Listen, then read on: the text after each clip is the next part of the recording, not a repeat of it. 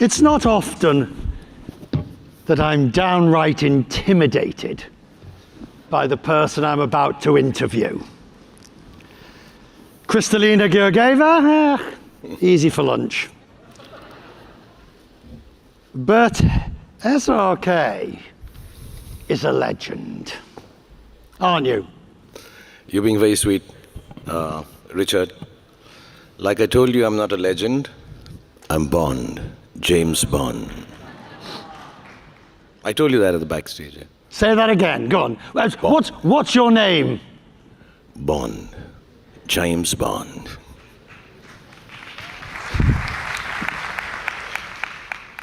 Would you like to play Bond? I'd really wanted to, but I think I'm too short. What about Bond Baddie? Baddie, yes, of course. I'm brown enough. If we look at your career, how many years? Now, I think actively including television, 33 years now. I've been actively working as an actor.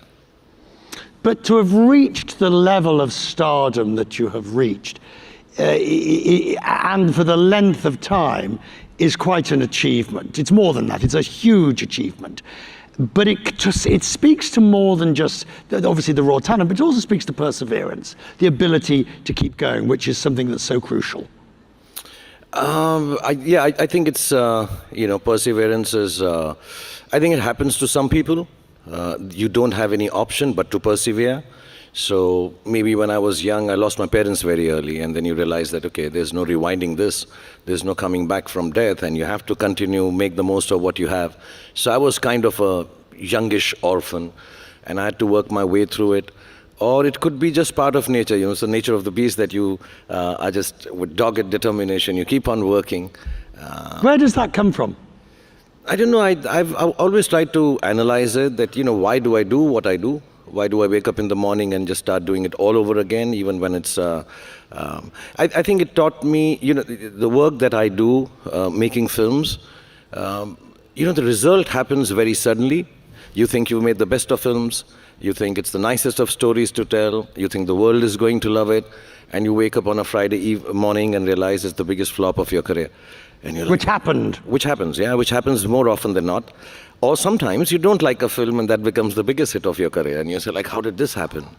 But what I realized, and I want to say this to everyone actually, and I say this to everyone who's working with me or people who know me, that on Thursday evening, because our films release on Fridays mostly, or Thursday evenings here in Dubai, so Thursday evening at home in Mumbai, I rinse myself with a 2-hour bath and rinse myself of the work that I've done.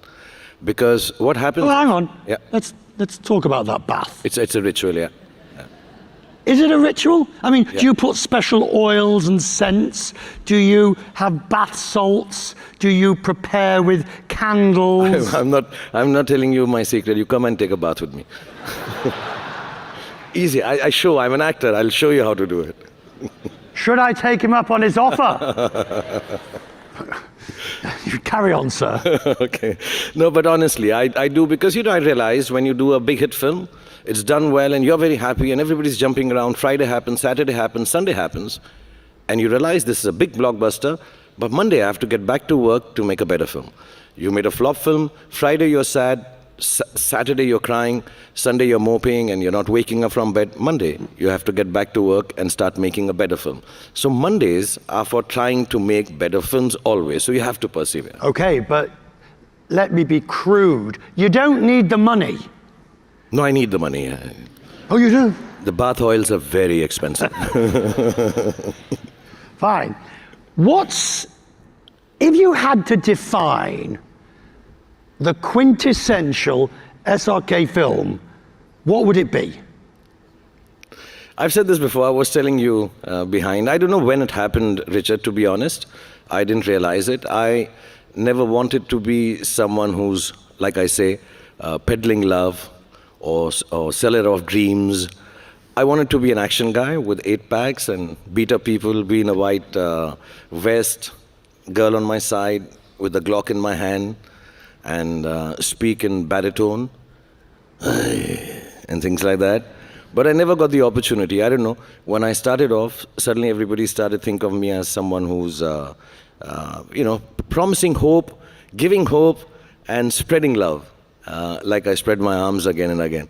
So I think my regular film would be a film that gives you hope, gives you goodness, gives you happiness, and at the end of it all, lots of good songs. Yes, but you've also, there's a great YouTube video, 4 minutes of your best entrances. Yeah. And there's a lot of action in them. Yeah, only entries, no exits. I just keep entering again and again. My kids get very, when I have 3 kids, and whenever that video plays, and I have to tell you a secret, we've compiled it from the office. I think it looks just very cool. It's not made by others. We've made it. So whenever a show like this happens, and if you allow me to show a video here, we'll show you me just entering some places and very dramatically and romantically. But my kids make a lot of fun of it. Whenever I get a little serious with them, they'll just look at me and say, "Oh my God, he's doing those entries from his video, SRK." So it does become a... Do you want to give us an example? Oh yeah, I can do that. Yeah, I'm just, you want to walk along? With your permission, sir, we'll... If it's okay, yeah? Yeah, go on. Go on.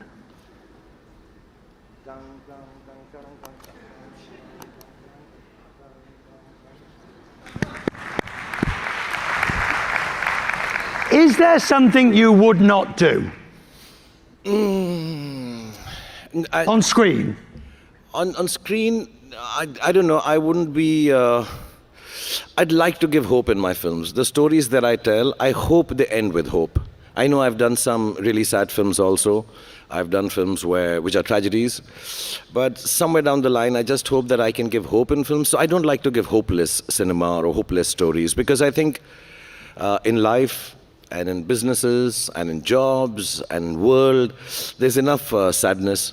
So you're extremely well known here, obviously because of the Indian population that is here and elsewhere. But you like it here. You have a home. You are not a here today, gone tomorrow person for Dubai. No. I spend a lot of time here. I have a beautiful house which has been given to me by Nakhil, and it's one of the nicest places in the world because nobody troubles me. And His Excellency the Prime Minister also just told me that he stays next to it. So the next New Year party is with him. He's a good neighbor, but it's really nice. I really enjoy being in Dubai. I really love being here. And you find the juxtaposition with going back to Mumbai? No, this is very easy. It's just 2.5 hours away. Right. So I keep dropping in. We come with the kids, and there's so much to do here. I'm sounding like the tourist ambassador of Dubai suddenly, right? Everybody asks about crossover, and I'm no different. Because the more I researched you, the more I wondered. I mean, all right, supposedly 2011 DiCaprio never happened. Supposedly, allegedly, Slumdog Millionaire you turned down, allegedly. Why hasn't the crossover taken place? I don't see why it should. You're a big enough name in your own genre, but why has crossover not taken place? I've said this honestly, but nobody believes it. So I'm going to say it to you very honestly. Nobody's ever offered me any work, crossover, of substance. I may have had conversations with people. I know lots of lovely people from the West, from the English film industry, from the American film industry. But nobody's offered me any good work. I hear actors talk about, oh yes, I want to crossover, I want to take Indian cinema. I think I still have to learn how to be able to deliver to the audience that likes me. And, instead of spreading myself too thin. And then, yeah, of course, if you've not been offered a job, how do you take it? So really, I've never been offered a film in Hollywood or in England.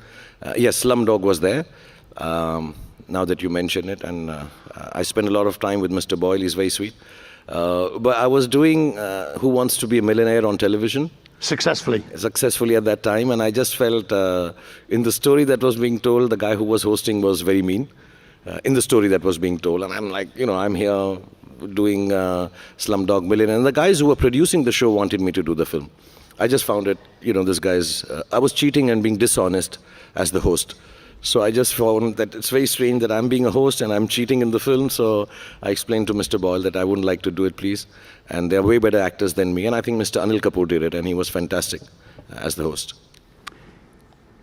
when the person's getting close to 1 million, well, the top in Who Wants to Be a Millionaire, that moment, what do you feel? Genuinely, when I was hosting it, I would hope they win it. I really, really hope they win it. But I've done a quiz show myself, and there comes a point when you think, how close can I get to getting them to win it without... Yeah. Did you know what I mean? I always did that, when I was, because there's so many people from different parts of the country, and I really want them to win, and yes, you do try to be a little helpful. But you can't. You can't, because the producer keeps shouting in your ears, don't, you've said enough, you can't talk about it. And unfortunately, the last 4 questions or the last 2 questions are extremely difficult, Suddenly they're thrown upon you, and you're like, oh my God, this person is not going to get the answer. And I feel really bad. And I try to think, I wish I had some hint, and I can't mislead the person by trying to give that hint, because I also mostly didn't know the answer. So what is left that you have not done that you would like to do? And by that, I that's not a Hollywood question. That is a general, even within Indian films, within production, what still remains on your list? So, Richard, when I started off, I just wanted to survive. Be able to get a week's work or a month's work or a year's work and say, okay, my films should do well. But as years have gone past, I think my whole job has become more and more motivated towards bringing in new technology into Indian film industry. I want to end my career, which is far from ending right now. I have another good 35 years to go. I really, really want to make that film which is loved by the whole world, and then nobody on a big stage like this asks me, why haven't you crossed over? That film should cross me over. That's my dream. I'd want you to learn Hindi and Urdu and Arabic to be able to understand that film. Did you go on a massive retreat of personal introspection between 2018 and 2023? You just had 2 or 3 films that were not as successful. Suddenly he disappears, and everybody thinks, oh, he's licking his wounds, he's feeling sorry for himself, whatever. And then he comes back in 23 with 3 blockbusters. What was going on in that interim period? So you're very kind. Yes, I had massive flops, and they did very, very badly. And I was doing all of that. I was licking my wounds. I was not in... you know what I did? Yeah. For 4 years? Go on. I've never said this to anyone, though I've mentioned it, but today, here, I'll tell everyone. I learned how to make the best pizza in the world. That's what I did. Honest to God. I stopped listening to stories. I stopped wanting to tell stories.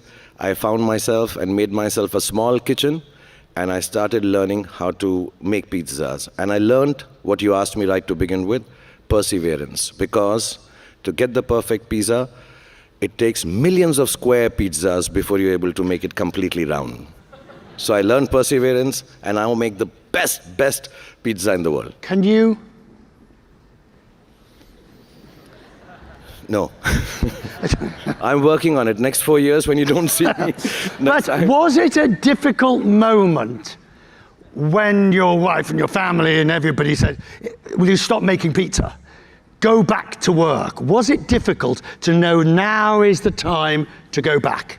Yeah, actually, there was always a toss-up. I was very glad my family didn't tell me, listen, your pizzas are better than your films, stop making films. So I was glad they turned around and said, no, as good as your pizza is, I think your films are better. They were very encouraging, especially my children, my team, some of them are sitting here, and they said, okay, what you're going to do is tell stories. And I had become indulgent. I'd started becoming too innovative. I was looking for perfection, and I started failing. I needed to look for excellent, I needed to be unique, but I needed to look at the audience, what they want, and I'd stopped hearing the crowds.